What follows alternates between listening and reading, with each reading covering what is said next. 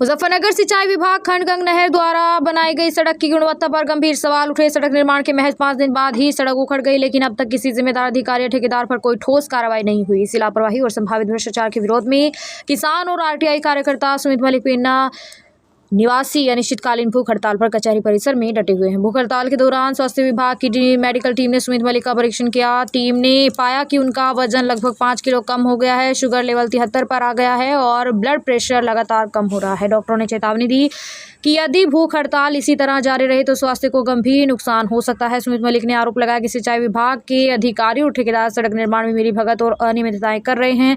निर्धारित मानकों का पालन नहीं किया गया और तारकोल की सही मात्रा तक नहीं डाली गई, जिससे सड़क कुछ ही दिनों में टूट गई। और सड़क किसानों के लिए महत्वपूर्ण है क्योंकि इसी मार्ग से खेतों में शुगर मिल तक गन्ने का परिवहन होता है।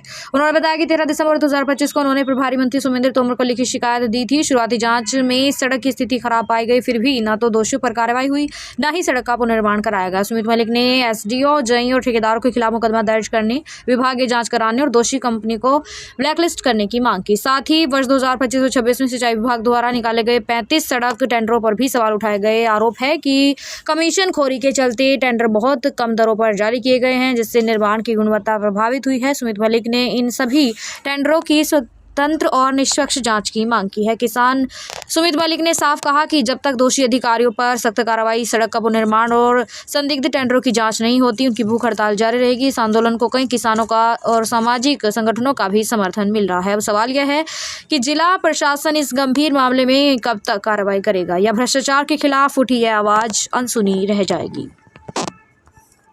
क्या नाम है आपका? मेरा नाम सुमित मलिक, गांव पीना, जनपद मुजफ्फरनगर से। आप भूख हड़ताल पे बैठे हैं, कब से बैठे हैं?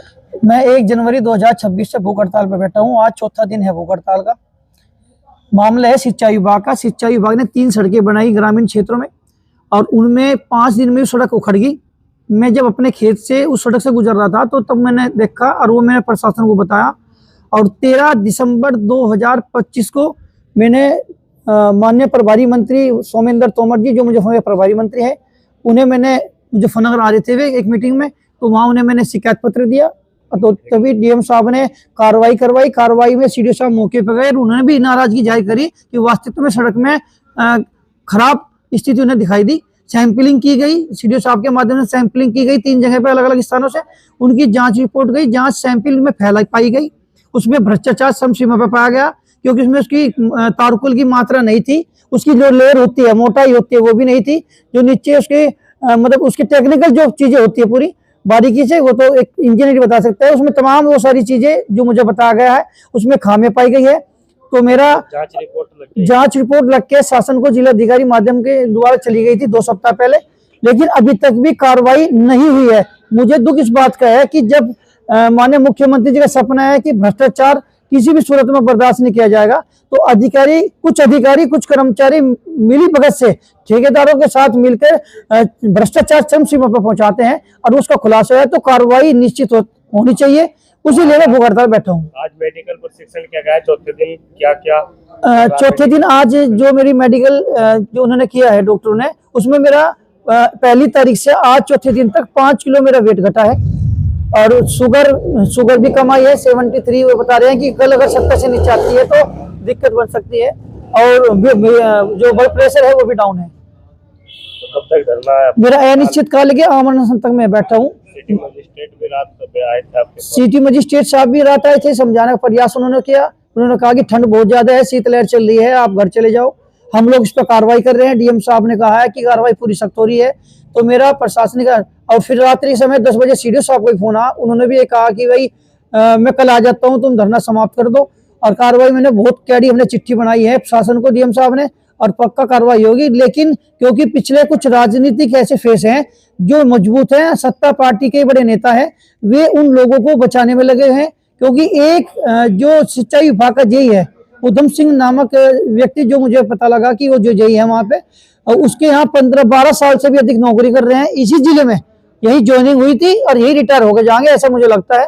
तो उनके द्वारा जिन लोगों ने उन्हें रोक रखा है, तो कहीं ना कहीं एक बड़ी राजनीति उनके पीछे है, क्योंकि उन लोगों से भी ज्यादा लाभ लेना चाहते होंगे। तमाम टेंडर छूटते हैं, कैसे कैसे उनमें फर्जीवाड़ा होता है, भ्रष्टाचार होता है। तो रिलीव होने के बावजूद भी मेरिट में रिलीव हुए 1 साल पहले, आज तक भी यहीं जमे बैठे हैं, तो इसका मतलब विभाग उन पे बड़े बड़े कारनामे भ्रष्टाचार के करवाता है और सारे मिलजुल के उस चीज का उसको अंजाम देते हैं उस चीज को। आप बार बार राजनेताओं के बारे में कहते हैं, नाम लेने से क्यों बच रहे? मैं बताऊंगा। अभी मेरा अभी अनुरोध है प्रशासन से, क्योंकि मुझे जिला अधिकारी महोदय पे विश्वास है।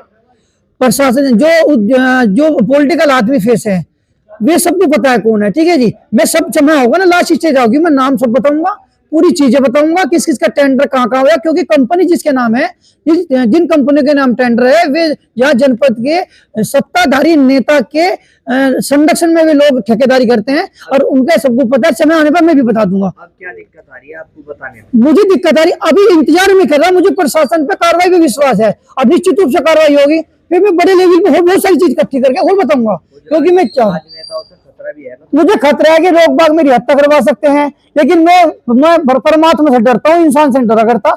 मुझे नाम लेने की कोशिश होगा, जब समय होगा समय पर सब बताऊंगा, मुझे कोई दिक्कत नहीं। लेकिन जब समय होगा, अगर कार्रवाई नहीं होती तो मैं बताऊंगा, सारी चीज बताऊंगा।